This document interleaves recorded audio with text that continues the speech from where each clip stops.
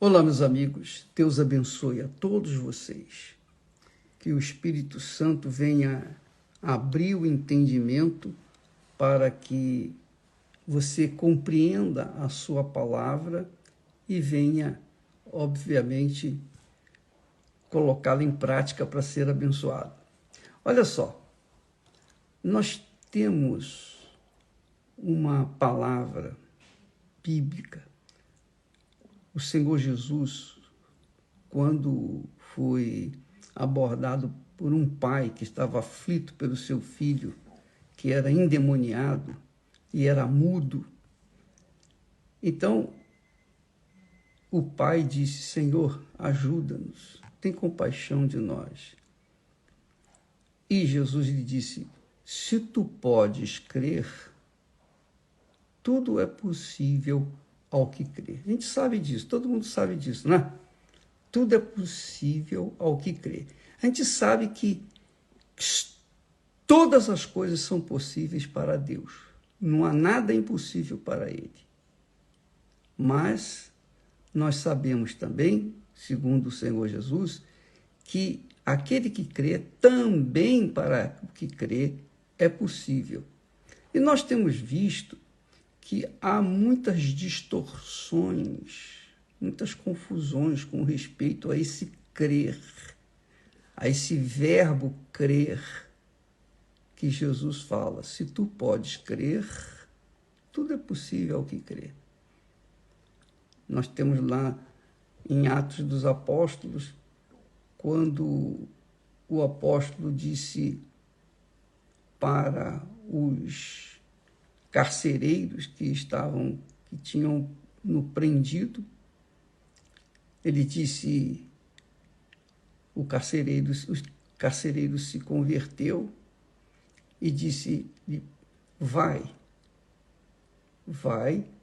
porque a tua fé te salvou. Vai, se você crer, você será salvo, tu e a sua família. Crê no Senhor Jesus e será salvo, tu e a tua casa, a tua família. Mas na prática a gente tem visto que nem sempre a família tem sido salva. Alguns familiares ficam à deriva. Mas por que isso na prática não acontece? Por que a família não é de verdade toda convertida? Então, nós vamos ver o seguinte, que o verbo crer, para que tudo seja possível, tem que se crer. Mas que crer é esse? Esse verbo, quando foi escrito no original grego, ele não é adequada, não tem uma tradução adequada para algumas línguas, como, por exemplo, para o português. Nós vemos aqui na nossa Bíblia que temos a interpretação, fala de interpretação, ela diz assim: o original grego não possui uma tradução adequada para algumas línguas. No caso do português, por exemplo, se assemelha ao verbo acreditar. Crer e acreditar se confundem no original grego. No caso, no inglês, não. No inglês é believe. Então, believe é acreditar ou crer. Mas, do ponto de vista espiritual, nós temos visto que tem acontecido muitas confusões, distorções com respeito ao verbo crer.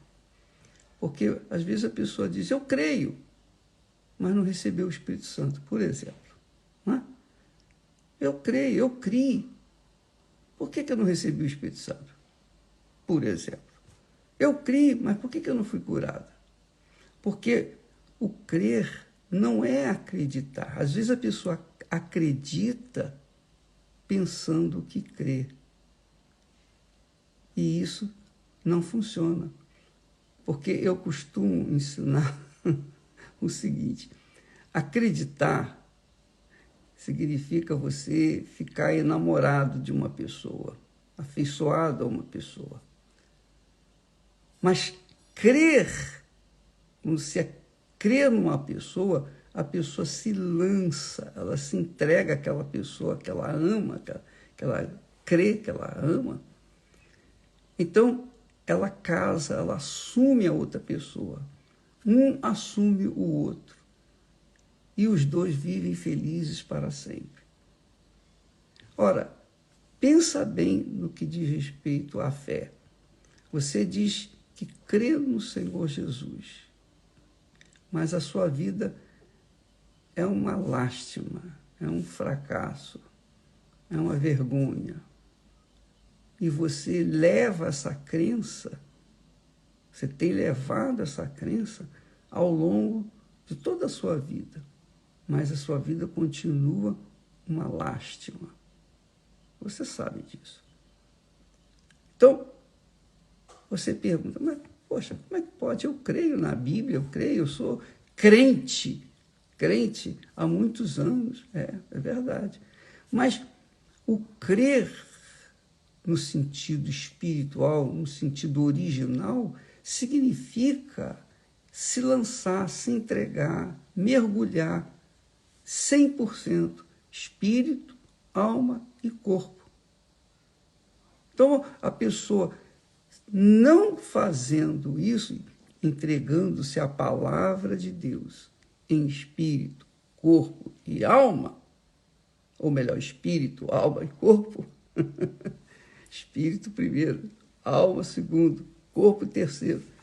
Se ela não mergulha essa essência da sua vida na palavra de Deus, ela não vai ver os milagres que estão prometidos para aqueles que creem. Essa é a realidade. Então, você que está me assistindo nesse instante, deve avaliar a sua fé, reavaliar, para ver se realmente ela é aquela fé inteligente ou aquela fé emotiva. Porque a fé emotiva, a pessoa se afeiçoa à palavra de Deus, mas não se entrega. Por quê? Porque ela tem medo, alguma coisa a impede, ela tem receio de ficar fanático, ela tem receio de perder os prazeres da vida, da carne. Eu sei o que é isso, porque eu experimentei isso na minha vida, né? Logo na minha adolescência, eu entregava a minha vida para Jesus, quer dizer, eu cria em Jesus, mas não tinha segurança em mim, não tinha certeza da minha salvação. Eu tinha dúvidas com respeito à salvação da minha alma. Até que um dia, isso passado uns 2 anos, eu realmente decidi me entregar. Eu decidi abrir mão da minha própria vida, dos meus próprios desejos, das minhas concupiscências, dos meus, enfim, achismos, abri mão da minha alma e entreguei 100% ao Senhor Jesus. E aí aconteceu de eu ter, naquele dia, eu ter sido salvo, ele me converteu, ou melhor, ele me convenceu, o Espírito Santo me convenceu, eu me converti, e a partir dali eu recebi o Espírito Santo mesmo. Na mesma hora, aconteceu tudo naquele instante. Então, essa foi a crença. Essa é a crença de que diz o texto sagrado. Quem crê será salvo. Quem crê em mim será salvo. Se você crê, tudo é possível àquele que crê. Então, essa crença aí envolve uma entrega total. Por exemplo, quando a fogueira santa de Israel, nós fazemos todos os anos, então é justamente para isso, para que as pessoas, quando vão para o altar, elas coloquem todo o seu espírito, toda a sua alma, todo o seu corpo, tudo que são, tudo que pretende ser, tudo que tem, tudo que pretendem ter, é a fé. É a fé. Ah, mas isso é injusto. Se é justo ou se é injusto, pergunte a Deus. Discuta com ele. Mas a fé exige isso, a crença, a verdadeira crença exige isso. E enquanto a pessoa não pratica isso, não coloca toda a sua vida no altar, não acontece nada. A crença dela fica meia boca, aquela crença mais ou menos. Então também a vida vai ser mais ou menos. Então, amiga e amigo, eu espero que você tenha compreendido esse mistério da crença.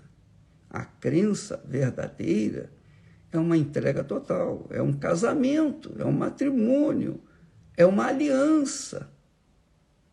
E enquanto não houver esse tipo de crença, a pessoa continua vivendo no pecado, porque ela só é liberta do pecado, ela só é livre, a sua alma só é livre quando ela se lança, se rende, ou mergulha na palavra de Deus, na prática, não na teoria.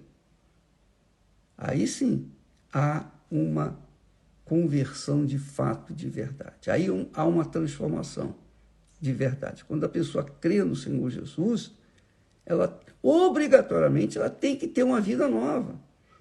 Obrigatoriamente ela tem que ter o Espírito Santo. Você não precisa fazer jejum de Daniel para receber o Espírito Santo. Mas o jejum de Daniel ajuda a pessoa a tomar a decisão de se entregar realmente. Porque a partir do momento que você crê, você já tem direito de receber o Espírito Santo. O apóstolo Paulo perguntou aos discípulos: vocês receberam o Espírito Santo quando creram? Lá em Atos 19, se eu não me engano. E eles disseram: nem sabemos que existe Espírito Santo. Então Paulo os batizou e impôs as mãos sobre eles, dizendo: recebam o Espírito Santo. E eles receberam na hora. E enquanto nós temos visto que muitas pessoas estão há anos buscando o Espírito Santo e não recebem. Por quê? Porque não se entregaram 100%. É isso aí. Não casaram com Deus. Não casaram. O Espírito Santo, digamos, é o presente de casamento que o Pai dá para aquele que se torna filho dele, que se casa com o seu filho Jesus. Ele recebe o Espírito Santo para viver a eternidade com ele. Vamos ficando por aqui. Deus abençoe e até amanhã, em nome do Senhor Jesus. Amém.